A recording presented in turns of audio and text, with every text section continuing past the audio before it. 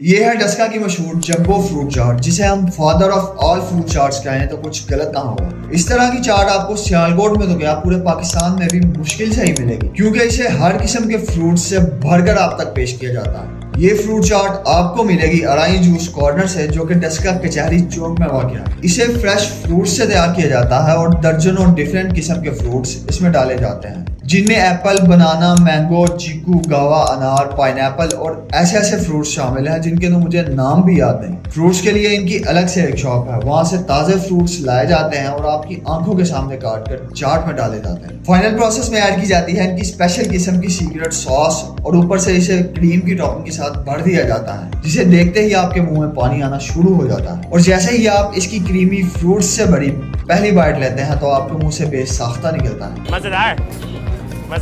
Don't forget to follow me. मिलते हैं इंशाल्लाह जल्द। अल्लाह हाफिज़।